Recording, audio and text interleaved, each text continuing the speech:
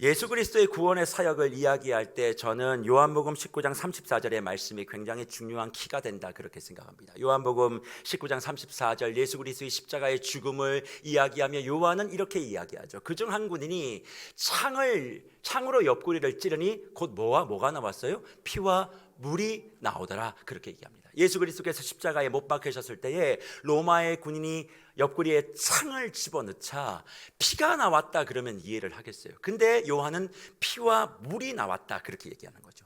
십자가 위에서 예수 그리스도께서 우리에게 보여주신 사역이 무엇인지를 명확하게 보여주는 말씀이 그래서 이 구절이라고 생각해요. 피는 예수 그리스도의 구속 사역을 이야기합니다. 그리고 물이라고 하는 것은 성령의 사역을 이야기해요. 요한복음은 이 물의 개념을 예수 그리스도의 영으로 이야기하고 있기 때문에, 그러니 예수 그리스도의 구속의 사역, 십자가의 사역을 딱 두 가지로 얘기하자면, 하나는 예수 그리스도의 구속, 곧 생명 사역이고, 또 하나는 성령의 회복 사역이다.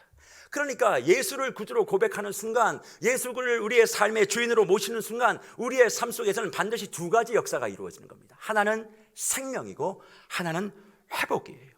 그런데 그 회복의 역사를 이루어가고 있는 그 주체가 되는 그 분이 누구시냐? 바로 성령 하나님이시라는 거죠. 그래서 성경은 성령 하나님의 역사를 이야기하며, 그 성령 하나님의 역사의 키가 뭐예요? 회복하시는 역사. 그래서 성경은 처음부터 끝까지 회복이 무엇인지를 우리에게 보여준다 해도 과언이 아닙니다. 그런데 성령의 회복 역사를 가장 잘 보여주는 성경을 찾으라면 저는 에스겔서의 말씀을 찾고 싶어요. 에스겔서의 말씀을 살펴보면 이 성령이 어떻게 우리의 삶을 회복시켜 주시는지를 잘 보여주고 있는데, 그 첫 번째 말씀이 뭐냐면 에스겔서 37장에 우리가 잘 알고 있는 마른 뼈를 살리는 사건입니다. 마른 뼈를 살리는 사건에 대하여 에스겔서 37장 1절과 5절은 뭐라고 얘기합니까? 이렇게 얘기하죠. 여호와께서 권능으로 내게 임재하시고 그의 영으로 나를 데리고 가서 골짜기 가운데 두셨는데 거기 뭐가 가득해요? 뼈가 가득해요. 1절 다시요. 1절 다시요. 여호와께서 권능으로 내게 임재하지요. 그의 영으로 나를 끌고 가세요. 근데 어디에 두냐면 골짜기, 뼈가 가득한 골짜기에 두시는 사건. 그 다음에 2절 거기서 뭘 말씀하시냐? 나를 그 뼈 사방으로 지나가게 하시기로 본즉. 그러니까 사방으로 지나가게 하시는 건 누구예요? 여호와의 영인 거예요.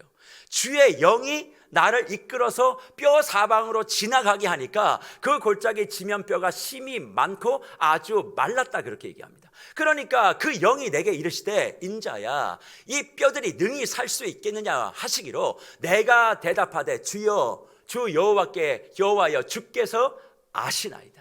또 내게 이르시되 너를 이 모든 뼈에 대언하여 이르기를 너희 마른 뼈들아 여호와의 말씀을 들을지어다 선포하니까 5절에 무슨 일이 벌어집니까? 주 여호와께서 이 뼈들에게 이같이 말씀하시기를 내가 생기를 너희에게 들어가게 하리니 너희가 뭐하리라? 살아나리라 그렇게 말씀하고 있는 거죠.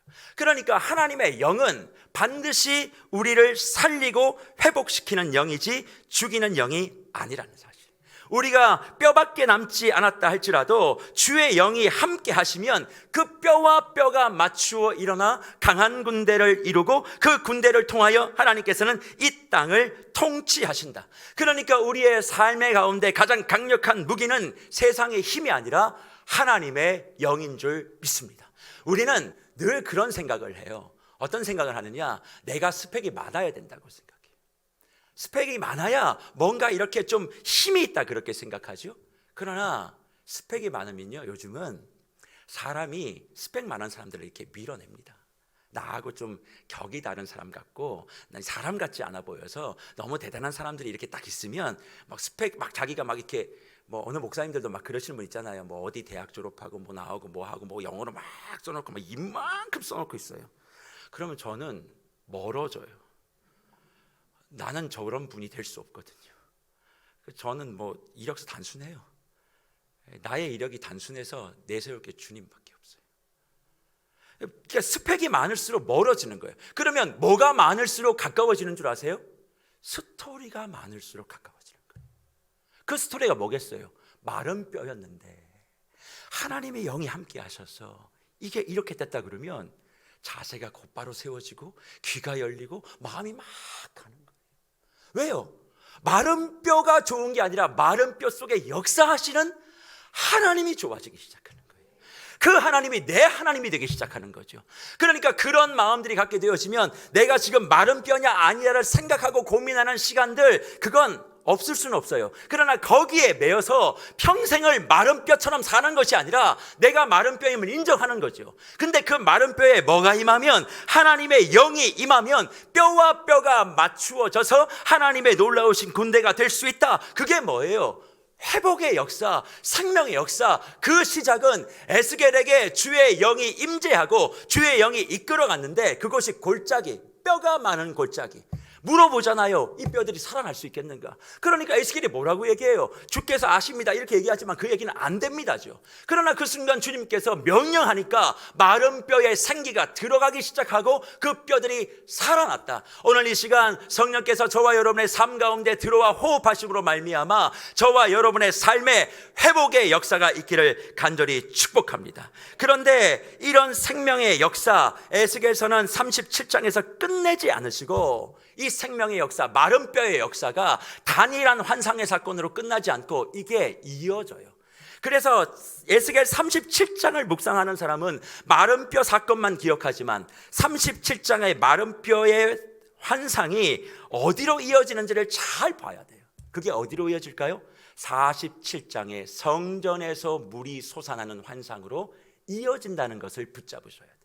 성령의 영이 우리에게 함께 하셔서 47장에 그 마른 뼈가 37장에 붙고, 그리고 47장에 가서 어떻게 해요? 성전에서 물이 솟아나는 역사.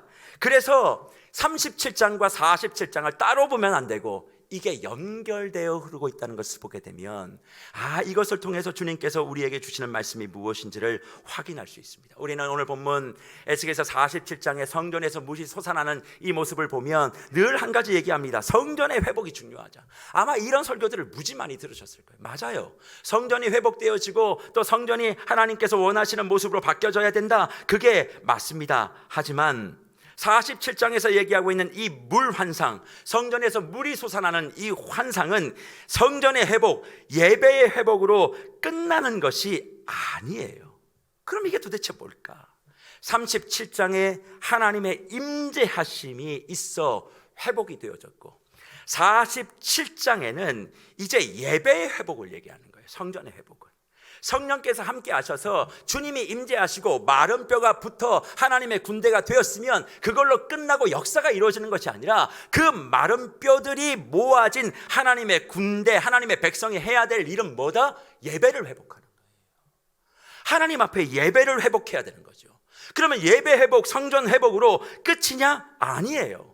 47장 다음에 나오는 일들이 뭐냐? 이스라엘의 땅을 회복하여 아름답게 분배하는 일들이 연결되고 있다는, 이것이 하나의 통으로서 에스겔서의 말씀을 봐야 한다는 거죠. 그러니 정리하면 37장에서는 하나님의 영의 임재, 그래서 마른 뼈가 살아나는 것, 그리고 하나님께서 임재하시고 마른 뼈가 살아나면 그 마른 뼈가 살아난 마른 뼈들은 뭘 해야 돼요? 예배를 회복해야 되는 거예요.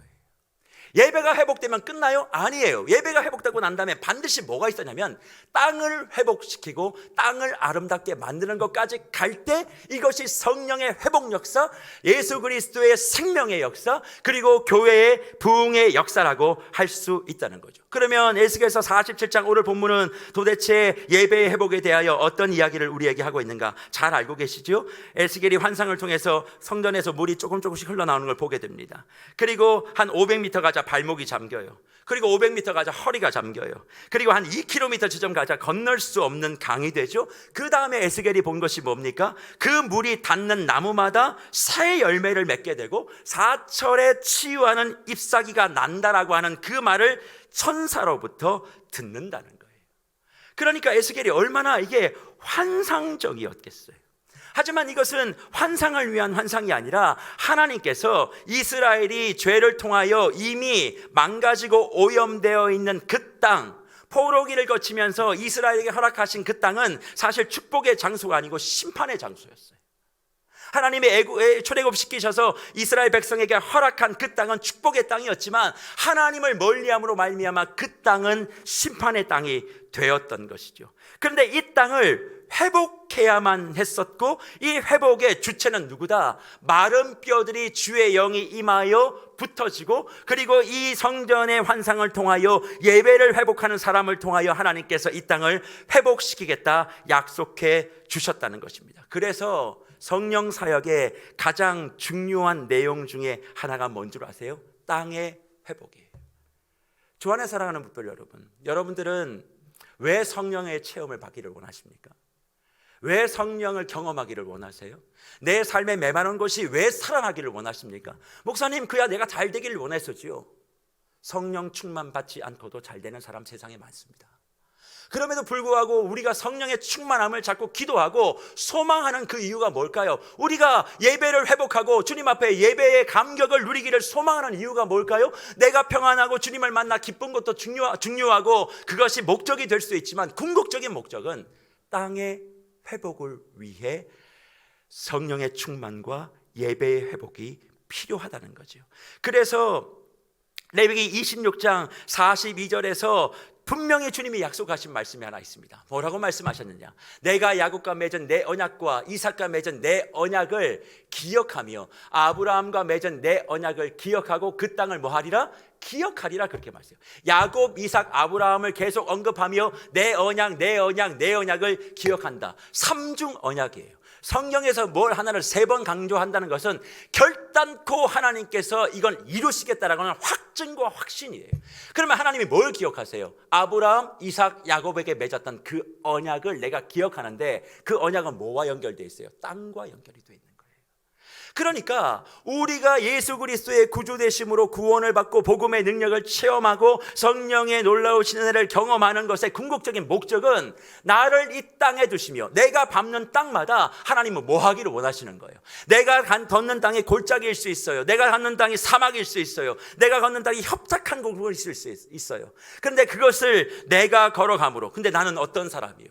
아무것도 할 수 없어요. 그러나 성령이 함께하고 예배가 회복된 사람이 걸어가게 되어지면 반드시 내가 밟는 땅마다 회복되어지고 생명의 역사를 경험하게 되는 것이다, 그렇게 말씀하시며 하나님이 어떻게 이 땅을 회복해 가시는지에 대한 과정을 에스겔을 통해 환상으로 보여주시는 것이 성전에서 물이 나오는 환상, 오늘 에스겔서 47장의 말씀이 되겠습니다. 그래서 성령이 이 땅에 오시고 난 다음에 사도행전 1장 8절 우리가 늘 암송하는 말씀이 있죠. 그게 뭡니까? 이렇게 말씀하죠. 오직 성령이 너희에게 임하시면 너희가 뭘 받아요? 권능을 받고 예루살렘과 온 유대와 사마리아와 땅끝까지 이르러 내 뭐가 되는 거예요? 증인이 되는 거예요. 권능을 받아 증인이 되는 삶. 근데 어디까지? 땅끝. 여기서 말하는 땅끝은 어디예요? 저와 여러분이 서 있는 그 땅이 땅끝인 거예요. 내가 밟는 땅이 나의 땅끝이죠. 결국 땅끝까지 가서 내 증인이 되라는 얘기는 뭐예요? 그 땅을 하나님의 땅으로 바꾸어내라는 거죠.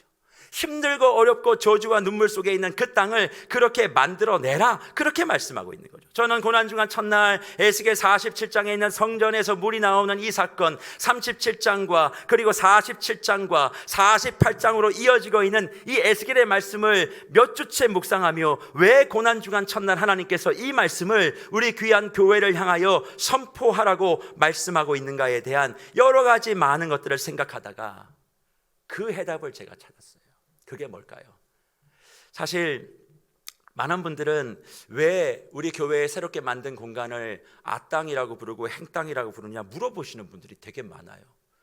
그럴 때마다 글쎄요, 그냥 기도 중에 주시는 마음이 그렇기도 해서 그렇게 졌습니다, 그렇게 했는데, 가만히 에스겔서의 말씀을 묵상하다가 저는 이런 생각이 드는 거죠. 교회 정문에 아땅을 세우고 교회 후문에 행땅을 세워주신 하나님, 그냥 우리가 필요해서 했을지 몰라 하나님은 큰 계획이 있으셨다. 그게 뭘까요? 아름다운 땅과 행복 가득 땅을 앞과 뒤에 두시며 이제 이 땅 사이에 성령의 생명수를 흘려보내는 일이 세계로 교회의 예배당을 통하여 이루어져야 한다는 것을 저와 여러분에게 말씀해 주고 있는 줄 믿습니다. 아무리 땅을 만들어 놔도 성전에서 흘러나오는 예배의 회복, 그리고 메마른 땅이 주의 영으로 말미암아 다시 마른 뼈들이 회복되어지는 역사가 우리 가운데 있지 아니하면, 우리가 아무리 저 공간과 건물의 이름을 아름다운 땅, 행복 가득 땅이라고 불러 놓아도 그것은 죽은 건물이 되는 거예요. 그것을 살아있는 건물로 만들고 그것이 살아있는 사역으로 만들기 위해서는 이 강단에서 흘러나오는 생명의 역사, 말씀의 역사로 우리가 다 덮어지고 말씀을 회복하고 예배를 회복하고 우리를 향한 하나님께서 주시는 그 마음과 찬송과 기도와 감사를 회복하게 되어 저 땅을 향하여 우리가 물이 차오르는 그런 역사처럼 흘러가게 되어질 때, 하나님께서는 우리에게 세우신 앗땅과 행땅을 통하여 세계로 교회를 향한 분명한 비전을 이루게 해 주실 줄 믿습니다. 그래서 고난주간 전에 행복 가득 땅을 개관하게 하시고 이제 두 땅이 세워졌다. 상징과도 같은 땅을, 너희가 만드는 천여평의 땅 위에 생각지도 못했던 두 땅이 세워졌다. 이제 너희가 해야 할 일은 뭐겠는가? 그 땅과 땅 사이에 생명의 강수, 은혜의 강수, 예배의 강수, 능력의 강수, 성령의 강수를 채워넣어라, 그렇게 말씀하시는 거예요. 근데 그 성령의 강수와 생명의 강수가 어느 정도? 발목까지 아니에요. 허리까지 아니에요. 내 머리를 완전히 잠글 때까지 잠겨야 된다는 거죠. 발목까지 잠기니까 어떤 일이 벌어져요? 잠기긴 잠겼어요. 근데 내가 가고 싶은 대로 갈 수 있어요. 그렇잖아요. 물속에 이렇게 들어가면 내가 어느 정도 움직일 수 있을 만큼은 내가 움직여요. 허리요? 이것도 내가 움직일 수 있어요. 그러나 그 물이 내 머리를 넘어간다고 해보세요. 할 수 있는 게 아무것도 없는 거예요. 우리가 성령의 은혜를 받았고 예배의 은혜를 받았다고 했지만 발목 정도, 허리 정도밖에 차지 않으니까 결국에는 은혜 받았다고 이 예배당을 나가는 순간 내 마음대로 하는 거예요. 주님께서는 오늘 고난주간 첫새에 이 특세에 참여한 저와 여러분에게 도전하고 있는 말씀이 뭐냐? 이제 예배당을 나갈 때마다 너의 좌우에 있는 앗땅과 행땅을 바라보라. 그 앗땅과 행땅 사이에 지나가는 내가 발목이 차서 지나가고 있는지, 허리가 차서 지나가고 있는지, 아니면 나는 아무것도 할 수 없습니다. 오직 하나님의 은혜와 성령의 강수에 내가 완전히 잠겨서 주님이 이끄시는 대로 나는 흘러갑니다. 물을 위에 내가 올라타서 내가 방향을 잡지 않고 성령의 물이 흘러가는 대로 내가 흘러가겠습니다. 그것이 되었는지를 보라고 고난주간 특세의 에스겔서 47장의 말씀을 우리에게 허락해 주시는 줄 믿습니다. 그리고 그 물이 어떤 일을 벌어질까요? 오늘 에스겔서의 말씀에 보면 그 물이 어디로 가요? 결국 사해로 가거든요. 사해 가보신 적 있으십니까? 전 사해를 가본 적이 있습니다. 진짜 뜹니다. 죽어있는 물입니다. 근데 그 사해가, 그 물이 들어가니까 어떻게 해요? 생명의 강수로 변하기 시작한다. 하나님께서 세계로 교회를 이 지역에 세우셨을 때 꿈꾸셨던 모습이 어쩌면 에스겔 47장의 말씀이었는지 몰라요. 근데 에스겔 47장이 완성되려면 뭐가 돼야 돼요? 마른 뼈가 살아나야 되는 거예요. 주의 성령으로 내가 전부 다 새롭게 되어져야 돼요. 과거에 이렇게 저렇게 부딪혔던 것들, 마음 상했던 것들, 내 마음대로 신앙생활했던 것들. 그래서 저는 늘 말씀드리는 게 하나 있습니다. 신앙생활을 피트니스 헬스장 다니는 것처럼 하지 마시라고요. 1월 달에 헬스장 들려고 하신 분들 계시죠? 연관권 끊어가지고. 없으십니까? 우리 사역자들은 끊어놓더라고요. 그래서 내가 물어봤습니다. 한 3개월 지났는데 몇 번 갔냐 그랬더니 몇 번 못 갔어요. 갈 수가 없죠. 사역의 시간들이 바쁘니까. 헬스장, 피트니스, 연관권 다니는, 끊어놓고 다니는 사랑의 신앙이 뭐냐? 내 가고 싶으면 가고 안 가고 싶으면 안 가는 거예요. 그리고 뭐 내가 바빠서 못 갔다, 이런저런 편견을 막 대는 거죠. 교회 생활을 그렇게 하시는 분들이 있어요. 내가 하고 싶으면 하고 하기 싫으면 안 하고. 아니에요. 신앙생활, 교회 생활은 내가 하고 싶으면 하고 있는 것이 아니라 집중력을 가지고 내가 가지고 있는 온 힘을, 에너지를 다 쏟아서 오직 하나님께서 주시는 그 마음과 믿음대로 무장되어질 때 반드시 은혜와 은총을 우리에게 허락하시고 그런 사람들을 통해서 이 모든 강수를 새롭게 만들어 주실 줄 믿습니다. 그러니 고난중간 특세에 소원하셔야 될 게 하나 있어요. 그게 뭘까? 이제 앗땅과 행땅을 지나가는 나는 성령의 생명수여야만 한다는 생각을 갖고 지나가셔야 돼요. 그것도 발목 정도만 차면 안 돼요. 완전히 내가 잠겼어. 그러니 물으셔야 되죠. 오늘 고난중간 특세를 끝나고 지나갈 때 그렇게 생각하셔야 됩니다. 주여, 내가 성령의 강수에 완전히 잠겨 내가 오늘 지나가고 있습니다. 성령에 완전히 잠겨 지나가게 되어지면 닿는 곳마다 회복과 부흥의 역사가 일어나게 되는 줄 믿습니다. 내가 눈에 보이는 그런 작은 것들, 내가 눈에 보이는 여러 가지 것들로 인하여 내가 무너지는 것이 아니라, 환경과 여건은 말할 것이 아무것도 없지만 이번 고난중간 특세를 통해서 성령의 생명수로 우리가 똘똘 뭉쳐져서 성령께서 이끄시는 방향대로 내가 갑니다. 그래서 제가 요즘 이런저런 마음의 생각들을 가지고 기도하면서 마음이 무너질 때도 있고 답답할 때도 있고 걱정될 때도 있지만 제가 내리는 결론 한 가지가 있습니다. 이 말씀을 묵상하며. 그게 뭔 줄 아세요? 너무 오래 생각하지 말자. 또 이 얘기 들으시면 성도님들 놀라실지 모르겠습니다만, 너무 오래 생각하지 말고 저지르자. 생각이 많아지면 아무것도 못한다. 저질러 놓고, 그렇다고 해서 제가 막무가내로 하겠다는 뜻은 아닙니다. 걱정의 눈빛으로 보지 마세요. 일단 선포하고 일단 가자. 그리고 주님이 마른 뼈를 붙여주시는 대로 가는 거지. 인간적인 계산을 아무리 돌려보니까 답이 안 나와요. 답이 안 나오면 하지를 못해요. 그러면 저지른다. 하나님의 뜻에 맞는다고 판단되면 일단 행동하고 본다. 일단 주의 영이 마른 뼈를 붙여주실 줄 믿고, 뭐 없으면 사람을 보내시겠지, 없으면 이 사람을 만나게 하시겠지, 그런 마음을 가지고 그저 내가 생각해야 될 건 뭐냐면, 주여, 오늘도 이 세계로교회 강단을, 말씀을 전하는 목사를, 이 일을 사역하는 모든 이들을 성령의 생명수 물줄기에 완전히 담겨주셔서 아땅과 행땅 사이를 지나가고 있는 우리가 생명수, 성령의 생명수 역할만 잘 감당하게 되어지면 반드시 이 교회가 이 지역을 재생시키고 살려내는, 아니 그 지역을 살리기 전에 먼저 생명수된 내가 가정을, 직장을, 내 동료를, 내 주변에 있는 모든 환경을 살려내는 은혜와 은총을 허락해 주실 줄 믿습니다. 그러니 고난중간 십자가를 바라보시며 그 십자가 위에서 흘리셨던 피와 물을 기억하십시오. 그리고 그 예수 그리스도 옆구리에서 나왔던 그 물이 어쩌면 에스겔을 통과하여, 요한복음을 통과하여 오늘 나에게 도달하여 내 삶을 살리기를 원하는 생명의 물줄기인 줄 믿고, 그 물줄기 속으로 더 깊이 들어가 완전히 잠기어 내가 가는 곳곳마다 문제를 일으키는 것이 아니라 내가 가는 곳곳마다 생명의 역사를 일으켜내고 부흥의 역사를 일으켜내는 그런 은혜가 있기를 간절히 축복합니다. 그리고 고난주간은 우리 한끼 금식을 통하여 진행되는 미션 펀드도 마찬가지예요. 생명의 물줄기라고 생각하셔야 되는 거예요. 그냥 의례적인 사역이 아니라 이것도 생명의 물줄기가 되어져서 내가 인도네시아와 튀르키예와 시리아와 선교지에 내가 생명의 물줄기를 공급합니다. 그런 마음을 가지고 나아가게 될 때 하나님께서는 은혜 위에 은혜를 허락해 주실 줄 믿습니다.